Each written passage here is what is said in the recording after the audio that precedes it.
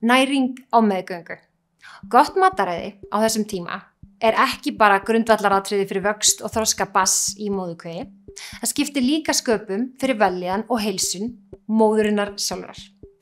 En þegar fjallað næringarefni og upptalningu þar á, mikilvægt að hafa í huga að lykilatriðið að tryggja að líkaminn sé ekki í skorti. Það skilar engum ávinningi að fá meira af ákveðnum næringarefnum en líkaminn hefur í raun þörf fyrir. Og þá sérstaklega við á meðgöngu. En konur þurfa heldur ekki að vera á sérfæði á meðan þær eru óléttar. Alls konar mataræði og fæðumynstur sem eru fjölbreytt og innihalda mikið af alvöru mat geta fullnægt næringarþörfum bæði móður og barns. Hins vegar öllum þunguðum konum ráðlagt að taka fólensýru og D-vitamin.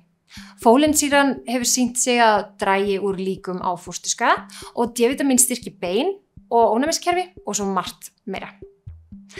Það ráðlegt að gæta öryggis líka, að forðast hráar eða ógerilsnauðar afurðir eins og hráan fisk, hrá egg og ógerilsnauðar mjólkurvörur. En fjölbreytnin lykilatriði. Borðið nóg grænmeti, ávöxtum, heilkorni, hollri fitu og fiskur mjög mikilvægur. Það mælt með því að borða hann 2 til 3 sinnum í viku og þarf að minnsta einu sinni feita fiskinn. Við verðum að muna að síðustu 13 vikur meðgöngunnar þá þrefaldast heili barnsins að þyngd og litli heili eykur yfirborðið sitt 30-falt og þá góðar fitusýrur, sérstaklega omega-3 fitusýrur og DHA í þeim mjög mikilvægar, svo ekki sleppa fiskum. En það líka gott að vita að við öll með næringarforða í líkamanum, þar sem að fituleysanleg vítamín eins og A, D, E og K geymt. En hins vegar vatnsleysanleg vítamín eins og B-vitamin og C ekki geymt á sama hátt. Svo þau þarf að fá reglulega úr fæðunni.